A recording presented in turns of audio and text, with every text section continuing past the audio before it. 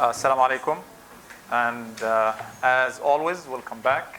It's always nice to see you. Good to see you, everyone. So last time, again, I usually like to go back to last time and connect classes. Last time we had William Wordsworth, one of the most interesting poets of all time. And he is, in a way, the founder, probably the co-founder of Romanticism as a movement. In the lyrical ballads, which contains poetry by Wordsworth and Coleridge, we have, later on, they added something we refer to as the preface, the introduction, in which they spoke about poetry, what it means to write poetry, the language, the subject matter, and the sensibility, nature, and man, and individuality, and everything. Now, Wordsworth, remember the definition? Can someone remind me of the definition? Spontaneous, yeah? It is the spontaneous of the overflow of the emotion, the powerful emotion. Very good. This is half of the definition. The spontaneous overflow of powerful emotions recollected in tranquility, in peace. The language is the language of everyday man and woman, of course. Don't feel offended, okay? Unless you have to. And the subject matters, situations from simple common life. Now, we will move today to two other romantic poets. One is Coleridge, Samuel Butler Coleridge, who is a friend, a very close friend to William Wordsworth. And then later on, we'll take Keats, who is a second generation romantic poet. Okay, so Coleridge was a friend. He was in so many ways similar to William Wordsworth, but at the same time, they had their own differences. And mainly because of these differences, Coleridge published his own autobiography later on, which he called Biographia Literaria. In other words, a literary biography, in which he speaks about himself and speaks about his ideology and philosophy in poetry and in life. But they share the common sensibility, the common features of Romanticism, generally the simplicity, generally the conversational tone in poetry. When we spoke about the Augustan poetry, in a way, I might have alluded to the fact that, I guess I said this, in classical poetry, there's always one world view. There's the poet, and the poet has one voice. And the voice in the poem, the voice of the poet or the speaker is dominating everything. We've seen this in Marlowe's Come Live With Me and Be My Love, and we will all the pleasures prove, where the world view, the idea of the poet is dominating any other idea. That's why we don't hear the woman. We don't sense the woman there. And remember we said John Donne was trying to change this world view. He wanted to break the rules, break away with the rigidity. Now, generally, classical poetry could be described as monologic, like a monologue, where one person is speaking and everyone else is supposed to be audience, listener. For the Romantics, because they care about the individual, they create some sort of conversation in their poetry or a dialogue. We probably, in the other classes, I discussed Lucy Gray. In Lucy Gray, we feel this. Yes, the father tells the little girl, go to the town and fetch your mother. And the daughter replies, I'll do that. She obeys her father. This is a dialogue. It's not that deep and profound, but it tells us that for the Romantics, they want everyone to speak up, everyone to voice their opinions. So Coleridge and Wordsworth, they both have this. They're known for their, what we call, conversation poems. Conversation poetry. You read the poem, you feel that there is a dialogue. However, despite these similarities, there are differences. They are amazing friends, by the way. They were living in Lake District together, but later on, everyone had his own way of writing about poetry. So, for Wordsworth, poetry is about the day-to-day world, about life, everyday life. For Coleridge, he wanted to change. He wanted to do the opposite. Sometimes I'm not sure if you felt this in the Daffodils, I Wandered Lonely as a Cloud, where Wordsworth, in a way, transfers us from the world of simplicity, seeing a bunch of daffodils, to a supernatural world where man and nature are one, where man unites and melts with nature, where your heart dances, jumps and dances with daffodils. Okay? Now, Coleridge does the opposite. He creates a supernatural world. You know, supernatural world, some sort of like a magical world, a world that can't be true in real life. Imaginative. Like imaginative, like literature generally, all literature is fiction and imaginative. Some of it is based on truth and facts. But sometimes, like Harry Potter, in Harry Potter, there are witches and wizards. Yes. There's magic. People fly. There are dragons. People fly on, brooms. We know that this is magical. But is Harry Potter realistic? Yes, it is realistic. Because of two things. Some people speak about something called magical realism. Okay, that's something I'm not interested in here. But people ask this question: is Harry Potter someone? How does he behave? How does he speak? How does he react? Does he do this similar to the way we do as human beings? Yes. Even when you watch the Smurfs, Sanafir in a way, it's not realistic. It's cartoon, right? But sometimes you feel sad. You feel you like somebody, you hate somebody, you react to somebody, their reaction, how they love each other. So some people would say Harry Potter is realistic. We can't take the magic as an allegory, as about the power of resistance, the power of struggle. Some people take the magic as the power of friendship. Because of the friendship, Hermione and Ron and Harry, how they were always sticking together. They managed to be victorious, to beat the evil, making use of other friends around them. By the way, many people say Harry Potter is a taboo, and it's funny because it's a taboo. It's haram. You shouldn't watch. It's forbidden. And it's funny because some Muslims said this, some Jews said this, some Christians said this. So there's something that unites all three religions here. Because those people say that Harry Potter is about teaching magic. No, we know magic is not real. Like, there are people who do stuff, tricks. But we take this as an allegory, as a metaphor, something that goes beyond this. So Harry Potter is realistic. Because you could have a friend like Harry. It's not about being an orphan. It's about how he feels, how he talks, how he eats, how he studies. He's like a typical student here. Someone who hates studies sometimes who doesn't want to do exams, sometimes who wants to fight in order to help his friends in a way or another.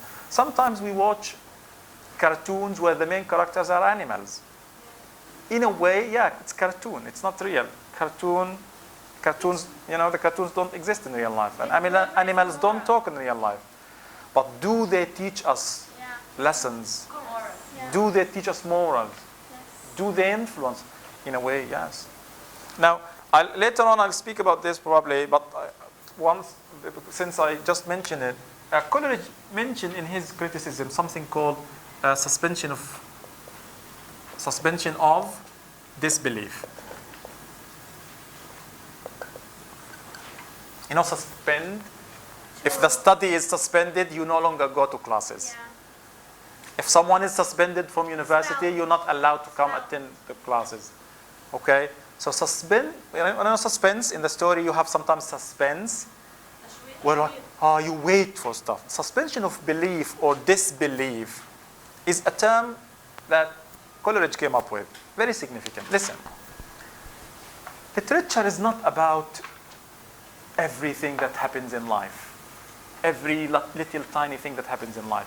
Literature is about selecting, choosing representative issues. When I write a short story about someone, about myself, about people, I don't write every little piece of detail.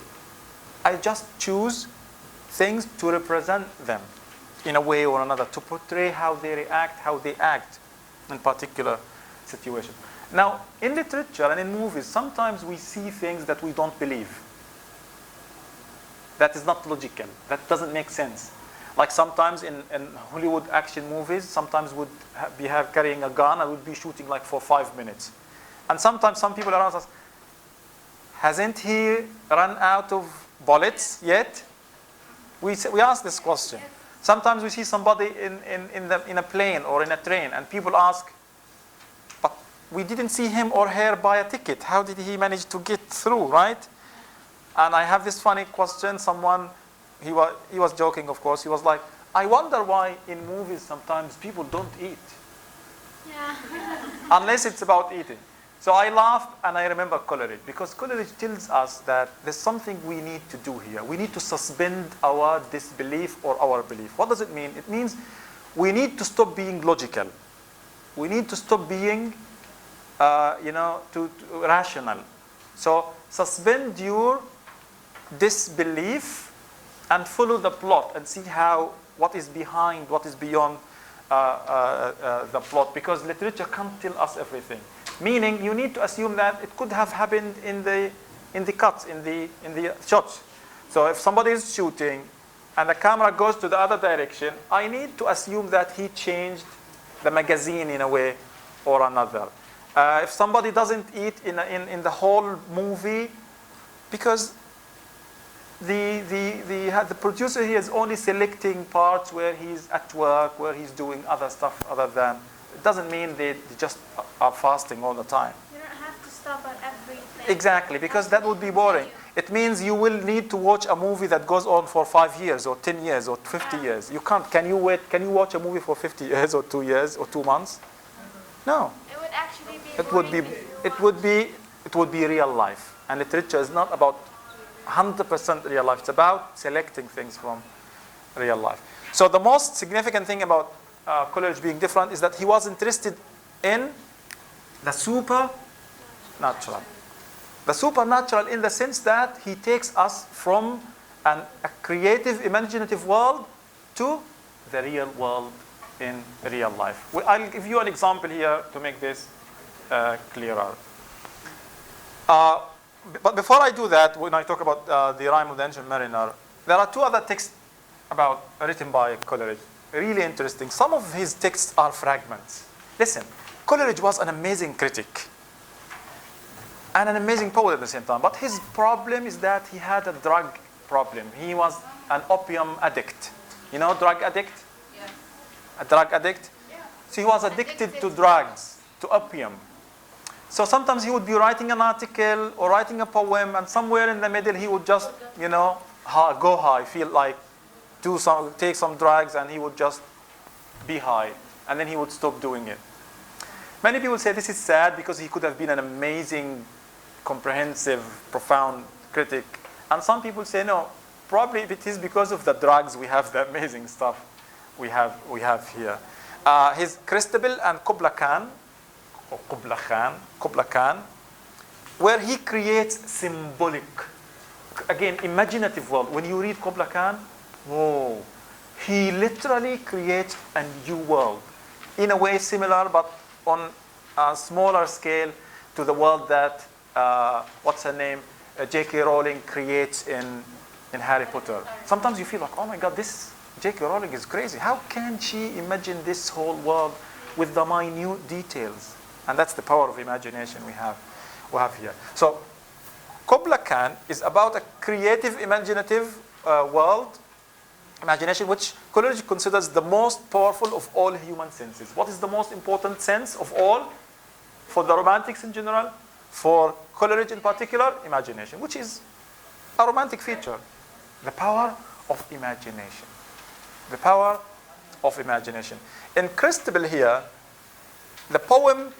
in the poem he's trying to search for a fuller meaning in life. In a way, this is different from William Wordsworth. But the sad thing is that the poem is incomplete. So some people say, this is a fragment. He should have completed it. But some people say, no. Open-ended? It's not about open-ended. It's just abruptly cut short somewhere. In a way, the form, the structure of the text is part of the meaning. In a way, he's saying that you can't find full meaning. You can't find like when you search for fuller meaning and understanding of life, you can't have that. You can never have that. And his poem being a fragment, it's like when someone says, if you study hard, and just stops there. That's a fragment, right? So you keep like, okay, what's going to happen? If I study hard, what are you going to do? Are you going to give us bonus? Are you going to give us more marks? Are you going to do another exam? What? And I just stop. Makes you think, right? But it also probably creates some sort of suspense, a world where you can't find an ending to what you're looking for. And this is life. Life, throughout all our lives, we try to search for meanings, right? For happiness, for pleasure, for a purpose in our lives. And we keep working and studying and working and making money sometimes and making friends and having family. And we grow old, and sometimes we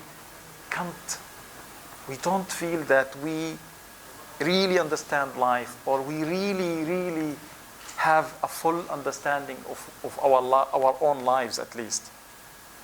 It's always incomplete. Like you said here, it's like an open-ended story. There's always more to life. So he does this in his poems, where he generally goes to the medieval form of verse and medieval settings. You know why? The Romantics, I guess I said this before, they try to skip the age of reason. They try to skip the Augustan age and even the Elizabethan age for many reasons, and they go back to the medieval ages. They take their settings and even their language and their style, because for them that was a very creative, very imaginative world to go back to. But again, the most important text, it's the longest text by Samuel Coleridge. It's the Rime of the Ancient Mariner. Very important, very beautiful poem. I encourage you to go to YouTube today and just Google the Rime of the Ancient Mariner and enjoy the poem. The rime means song. Mariner is a sailor. The Rime of the Ancient Mariner. Now it tells a story about a group of people, about 200 people, who went to sea in a ship, and they were just, mariners, fishermen or something. Now those people, again, nature, right? Yeah. Nature. Those people get lost. And they are guided to the right path by a bird. A white bird, a white seabird. It's called the Albatross. Not sure if this is originally an Arabic name. The Albatross, it's not, there's the seagull, the seagull we have them here in Gaza. Yes. The seagull, Nawaras. This is Qatras. It's translated into Ta'ir Qatras. It's huge, it's bigger than the seagull. Not sure if they are the same species. The huge white bird, it comes, in a way, it guides them to safety. And they were like, whoa, because it saves them in a way, it rescues them. They were like, that's an amazing bird, thank you. But then later on, one of the mariners, this ancient mariner, shoots and kills the albatross. Just kills the bird. For no apparent reason, stupid, because man is foolish, right? And at the beginning, his friends were like a little bit angry, nothing happens, and they were like, okay. So they let it happen. No one punished him. No one, at least, reprimanded, rebuked him, or did something to him. And because of that, in a way, nature takes revenge. The wind stops, the sun stops, the waves stop, and the ship can't move. And they were lost. They couldn't go home. They couldn't move. There was no water to drink. Nothing. They were, again, being punished by nature for violating, destroying this natural element. We know in real life this doesn't happen. This is what is meant by supernatural. When you kill a bird, it's wrong. It's horrible. Don't do this. But nothing happens. Nature doesn't react like a cat reacts to you when you, when you cut a tree. It's horrible to nature. Don't do it. but the wind is not going to stop, the sun is not going to stop, and Not gonna be fun. But this is the supernatural world of Coleridge here. Now, one by one, all the sailors in the ship die in a very graphic way. The description in the poem is really very graphic. This is punishment for the mariner himself. Now he wishes he were dead here in a way, but he can't even die. And this is very tough thing. When you wish to die and you can't, it's a horrible feeling here. The punishment is for him is to be alive and to witness every one of his friends die in front of him. And it goes on the poem, and later on, he starts, the mariner, the ancient mariner, starts to appreciate little life, starts to see certain creatures, and he sort of like appreciates them, looks at them differently. Remember when he killed the albatross? He just was like, this is insignificant. As a bird, it's insignificant. But now he started to appreciate the little things, the birds, the fish, the animals. And before this happened, I have to say this because it's significant. Before his friends died one by one, they put the albatross around his neck. And it's now, by the way, a famous idiom in English. When you say something is an albatross around my neck, or his neck or her neck, it's like a curse. Like you can't do it. Or for example, you do something wrong, something horrible, and you say, for example, this is an albatross around my neck. You don't study for a course, you don't get a high score, so you say, oh, this course, you feel guilty, you feel it's like a curse that it is chasing you everywhere. So it's an albatross around the neck. When he starts to appreciate nature, the albatross falls, and in a way he goes back to where he came from. He doesn't die, he was saved. Why doesn't Coleridge kill him? Because he learns the lesson. If he dies, the whole story is going to die. The whole tale is going to die with him, and this is literature. The moral is that literature is the moral, the lesson itself, the story itself.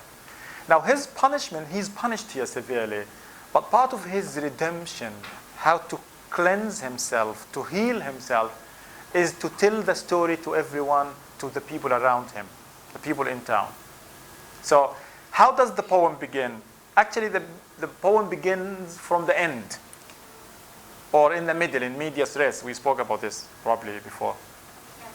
So he meets 3 wedding guests, people going to a wedding. You know, when you are going to a wedding to celebrate, probably there's food and, stuff, celebrations, festive mood. And he was like, wait, I'm going to tell you a story. And he's very old with his beard and everything, and he very frightening. And the people are like, get out with your bright eyes. We don't want to talk to you. And he just kind of holds one of the guests. And he physically makes this wedding guest listen to his story. At the beginning, he doesn't want to. He was reluctant, but later on, he was inspired and attracted by the story.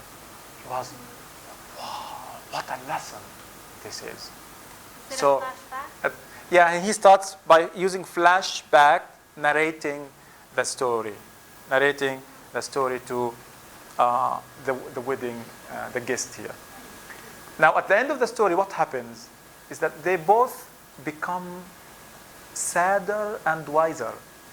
Sad because we do a lot of horrible things to ourselves, to people, to nature, right? If I teach you how to respect nature, how to love nature, how to appreciate nature, you will feel guilty in a way.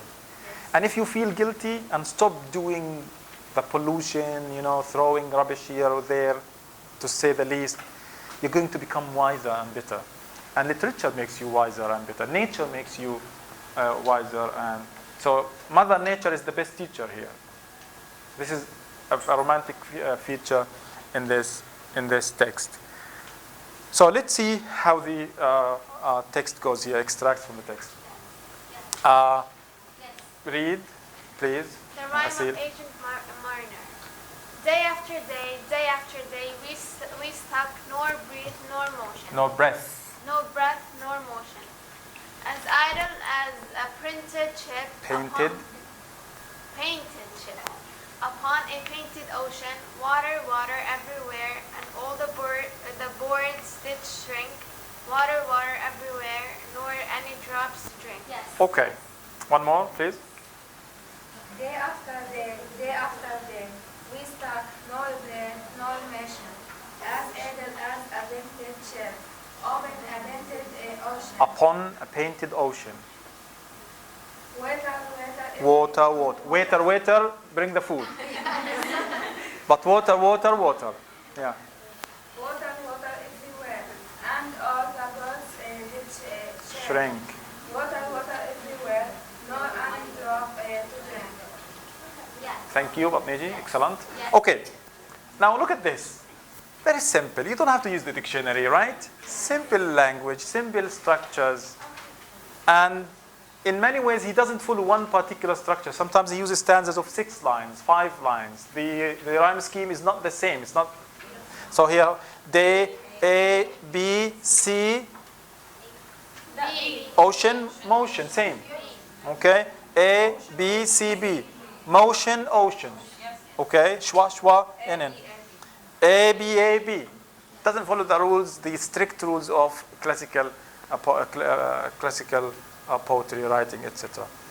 But look at this, the beauty, the repetition, the simplicity, the emotions here. Day after day, day after day. This is a narrative story, by the way, a narrative poem. It tells a story. We stuck, no breath, no motion. We couldn't move, we were stuck somewhere. As idle as a painted ship. And this is one of the most amazing similes. Remember the similes here. When you liken something, like or as. He could have stopped here, as idle as a painted ship. وكأننا سفينة مرسومة يعني. Idle like something that doesn't move. If someone stays at home, doesn't have a job, doesn't want to work, we describe him or her as idle. Okay? But he goes further to upon a painted ocean. It's not only like everything is still. Nothing moves. That's nature punishing them. Water, water everywhere, and all the boards did shrink. Generally, when there's water, the boards don't shrink. The wood doesn't shrink. It expands more or less. But here, everything is turned upside down. Water, water everywhere, nor any drop to drink. This is ironic, could be, because there's water all over the place. Some people might say, no, this is not ironic, because we don't aslan yani drink the seawater. Yeah, so it's salty. But in a way, there is this thing, water. This is nature. Sometimes, if you destroy nature, violate nature, nature is going to take the most important, significant thing you have as people. So there is water, but it's polluted. There is air, but it's polluted. Soil, polluted. Food, polluted. Water, water everywhere, and all the boards did shrink. Water, water everywhere, nor any drop to drink. This could happen in Ramadan, so maybe a seal at 6 a.m., first day of Ramadan, she would be waking up like water, water everywhere. Nor any drop to drink. By the way, this is also about global warming and climate change. This is this is how poetry starts everything. And finally, in the at the end of the poem, this is the third stanza from the bottom. This is the moral lesson here. He prays, huh?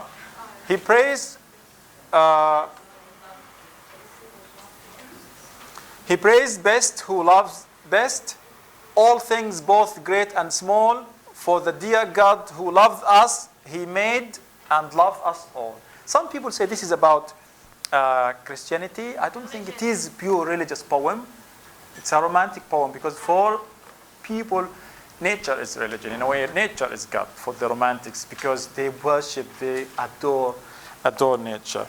In the text here, there is the other actually stanza that says, he breathed well who loves well, both man, bird, and beast. He breathed best who loves best, all things, both great and small. That's the moral. You need to love all and everything. And that's our friend Coleridge. Really interesting. Please have time, if not now, in the summer break, read his poetry, especially this one. Really, really cool. I'll post a video on the Facebook group tonight.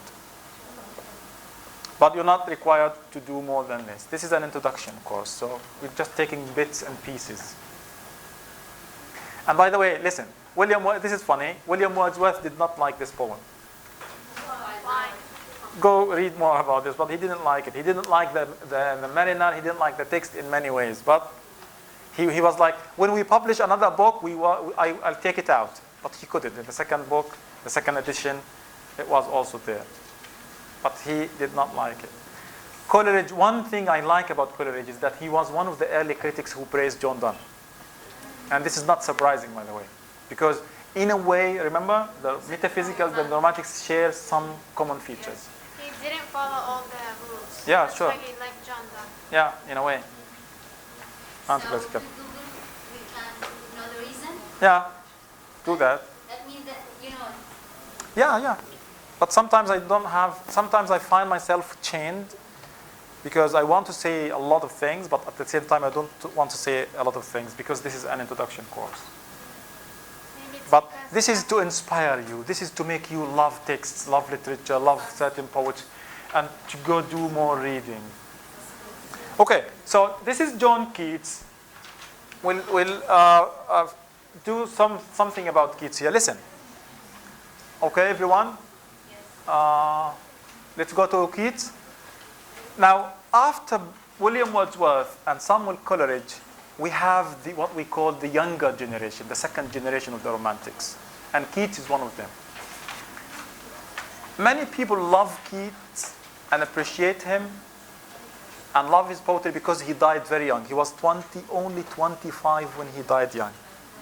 Remember? Many people died young, and it was like it gives them this image about, like prophets, like perfect people, as if they are fictional characters, perfect fictional characters. But actually his poetry is beautiful. His poetry is lively. His poetry is unique in many ways. It's romantic, but it's unique in many ways. Of course, he was inspired by Coleridge and Wordsworth, but he was closer to Coleridge in a sense than to Wordsworth. We see how he is interested in, for example, the mythical, classical, and medieval backgrounds. How he was interested in the supernatural rather than the natural, still a romantic. And how some of his poetry is even incomplete. So some of his poems remain fragments. So there are similarities between Keats and Coleridge. Now, Keats, if you want to remember Keats, remember him as someone who was seeking truth and beauty all his life. Again, in a way like Coleridge, he was seeking for a fuller meaning of life. In his poetry, you always find this urgency to find truth, to find meaning, to make sense of life. Because remember, Shakespeare was fascinated, obsessed with time, because time was destructive. It kills every fair from fair sometimes declines. Also, Keats, in many ways, he was obsessed with this. He was in a particular trek or journey to find meaning, to give more meaning or more truth to his life. And sadly, I think he drowned. Was it he or Shelley? Was it he or Shelley who drowned? I don't know, but he died very young, 25. And that's very paradoxical. It's very sad when people are interested in something. It's like when someone who adores kids very much, and then they don't have kids. You feel, sorry for them. So this man wanted to give a lot of meaning to his life. And paradoxically, this is one reason why a lot of people love his poetry, read his poetry, do research on his poetry, in a way or another. So, his themes are focused on the search for, there is this struggle, the search for beauty, for truth, for happiness, for permanence, in a way for immortality. You know immortality? Immortality, like al-khulud, to live forever. Sadly, he died, but because of poetry and literature, he lives forever. Now, almost 200 years later, we study Keats, we praise him, we appreciate him. We say good things about him. Okay? So he is always doing this search, seeking truth, seeking beauty. And where does he find beauty and truth? Can you tell? In nature. Nature, yeah, in poetry. Yeah. For him, poetry is truth.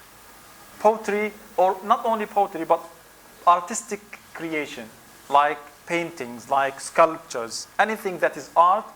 Because, listen, what is art? What is poetry? What is literature? Generally about the best of us, in a way, the best of our surrounding. Even if it is a tragedy or a sad story, we pick the best. When you write a story, when you write something, you want to write the best possible piece, or to paint.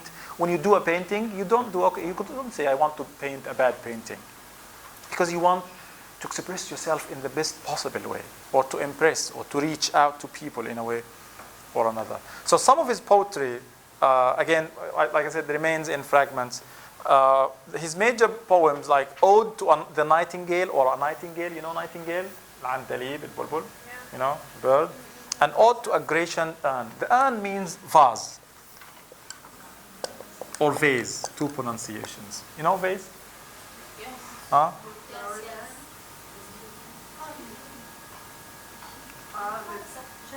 Yeah.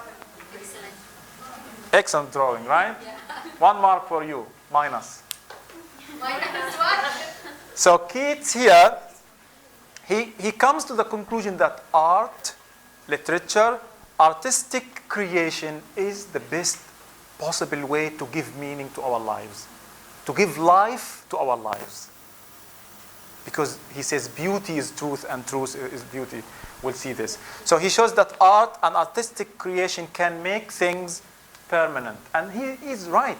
Listen, you could do many things, and people will forget you as soon as you die, or 10 years, or 15 years, or 100 years after you die. But when you produce art, when you are a painter, when you are an artist, when you write poetry, when you write literature, it will live forever, and people will study it, and people will appreciate it, because literature is timeless and universal. We're studying Shakespeare here, and he died. We're studying Beowulf, and the author died, right? Yes. 1,000 years ago, or even more or less. And this is the beauty of literature. We study literature written by people of different colors, people of different religions, backgrounds, and ethnicities, everything.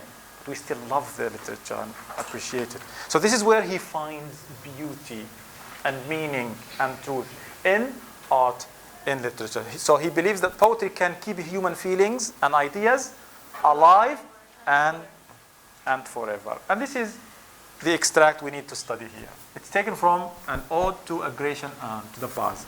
And by the way, he's talking directly to this artistic creation, to the vase itself. Interesting dialogue, interesting conversation. You usually talk to people, right? But here art is the other part of the dialogue. When old age shall this generation waste, when I grow old and die, but sadly he didn't grow old. He didn't grow old, yeah? Sad. So when you find this in his poetry, it's like when I get married and I have kids and I have my job, but this person telling this story is already dead. You're like, oh. So he makes us feel this. He shakes our hearts so many times when you read the poem. Thou shalt thou, you, the urn, right? In midst of other woe than ours, a friend to man, to whom thou sayest. So who's saying this? Who's the speaker here? The urn itself. What does the urn tell us? What does the text teach us? What does poetry teach us? What if, he's saying, if the poem speaks, it's going to say this. If the vase, as an artistic expression, artistic creation, if it speaks, what is it going to tell us?